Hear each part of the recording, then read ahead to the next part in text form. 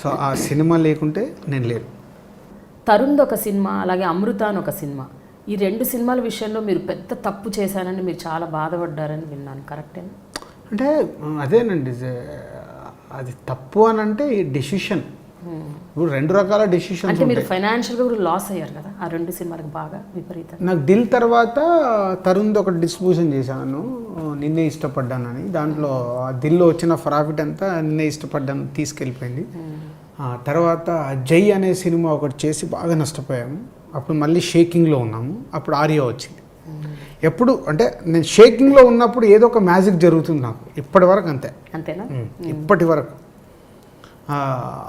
So success, failure, డబ్బు రావడము, డబ్బు పోవడము ఇక్కడ కామన్ థింగ్. నేను నిలబడడమే నాకు ఇంపార్టెంట్. డబ్బును లవ్ చేయడం మొదలు పెడితే దాని వెనకాలనే వెళ్తాం. సక్సెస్ పర్సంటేజ్ అనేది మారిపోతూ ఉంటుంది. సక్సెస్ పర్సంటేజ్ చూసుకుంటూ దాని వెనకాల వెళ్ళకుండా సక్సెస్తో పాటు వచ్చే డబ్బు కావాలన్నా. ఫెయిల్యూర్ ద్వారా వచ్చే డబ్బుని నేను ఎంజాయ్ చేయను. మూవీ సక్సెస్ అయ్యి దాని ద్వారా వచ్చే డబ్బు కావాలి. కానీ ఈ కాన్స్టెంట్ టెన్షన్ అనేది ఉంటుంది చూడండి. అంటే ఈ సినిమాకి డబ్బు వస్తుందా రాదా, ఈ సినిమా ఆడుతుందా ఆడదా, ఇది నేను నమ్మాను కానీ ఎందుకు ఫెయిల్ అయింది అని ఒక ఈ కైండ్ ఆఫ్ సందిగ్ధం ఉంటూ ఉంటుంది ఎప్పటికప్పుడు. దాన్ని మీరు how do you handle that kind of situations అండి? అంటే ఇప్పుడు నేను ఒక సినిమా తీసేటప్పుడు ఆ సినిమా ఆ బడ్జెట్ ప్రకారం నేను తీసుకున్న స్టోరీ నాకు ఎడిటింగ్ రూమ్లో 90% తెలిసిపోతుంది. ఓకే, అక్కడే నేను డిసైడ్ అవుతాను. 90%. అంటే నాకు ఎడిటింగ్ రూమ్లో నేను డౌట్ పడుతున్నాను అన్నట్టు ఇక స్టార్ట్ అయినట్టు. ఆ కాన్ఫిడెన్స్ తెలిసిపోద్ది.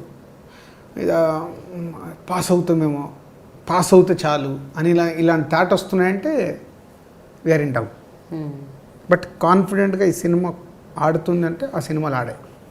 ఓకే, డౌట్ పడుతుంటే డౌట్. అప్పుడు ఈ డౌట్ పడ్డప్పుడు ఇంకా రిలీజ్ కూడా కానప్పుడు ఆ నైట్ పడే ఆవేదన, అది I don't think nobody can explain. అంటే రేపు రిలీజ్ అవుతుంది, మీకు ఈరోజే తెలిసిపోతుంది ఈ సినిమా ఆడదని. So how do you feel? అలా ఎలాంటి ఏ సినిమాలకు జరిగింది అలా? నాకు మున్నా సినిమా అండి.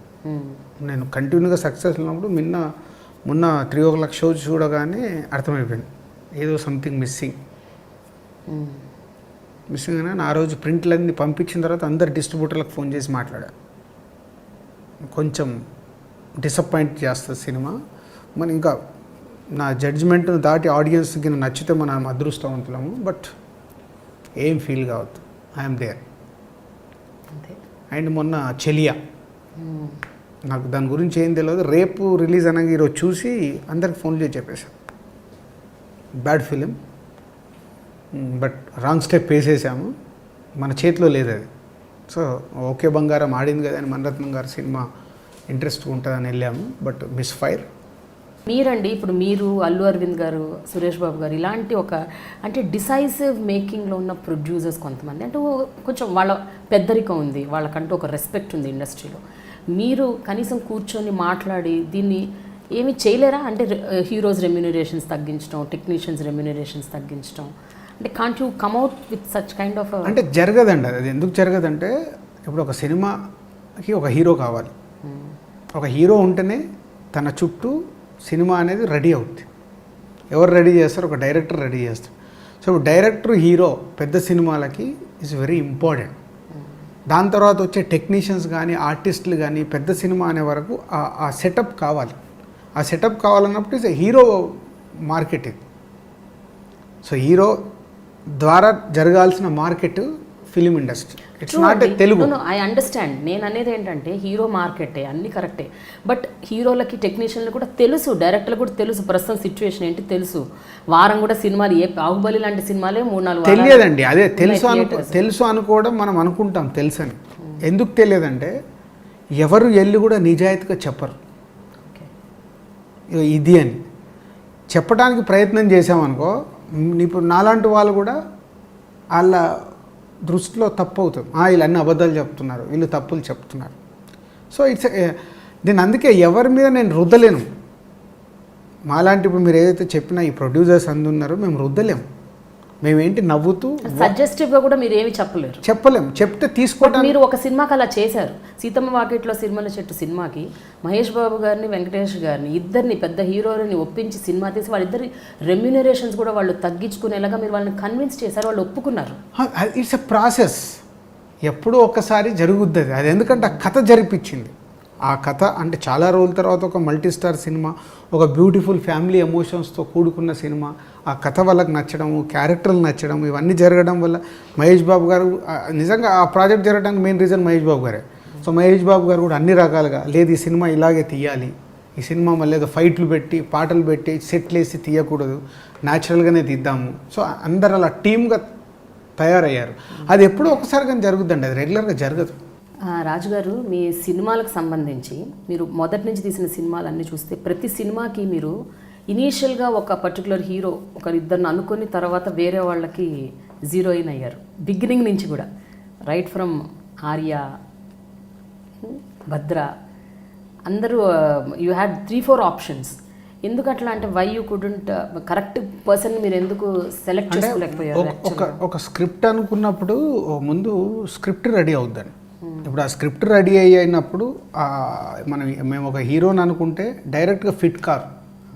మేము చెప్పిన స్క్రిప్ట్ ఆ హీరోకి నచ్చి ఉండకపోవచ్చు, మేము అనుకున్న బాడీ లాంగ్వేజ్ ఆ హీరోకి కరెక్ట్ కాకపోవచ్చు. సో అలా ఒక స్క్రిప్ట్ ముందు రెడీ అయ్యాక హీరోని సెలెక్ట్ చేసుకోవాలి. సో అప్పుడు ఆప్షన్ ఈ హీరోకిన కాలేదనుకో ఈ హీరోకి వెళ్ళొచ్చు, హీరోకిన కాలేదనుకో హీరోకి వెళ్ళొచ్చు అనేది ఉంటుంది. పోతే ఇప్పుడు స్టార్స్తో సినిమా తీయాలన్నప్పుడు అలా చేయలేం. ఇప్పుడు దువ్వాడి జగన్నాథం ఉంది, ఇది పక్కా బన్నీ కోసం అనుకుంది, బన్నీకే రెడీ అయింది. దట్స్ వాట్ అంటే బిగినింగ్లో మాత్రం అట్లా ఉండేది కదా, యూ హ్యాడ్ ఆప్షన్స్. ఇప్పుడు సీతమ్మ వాకిట్లో సిరిమల్ల చెట్టు ఉంది, నిజంగా మహేష్ బాబు గారు, వెంకటేష్ గారు లేకుంటే నేను అప్కమింగ్ హీరోస్తో తీయాలి. సో అట్లా డెఫినెట్ ఆప్షన్ ఉండాల్సింది ఒక స్క్రిప్ట్కి. సో స్క్రిప్ట్ రెడీ అయ్యాకే హీరో వస్తారు.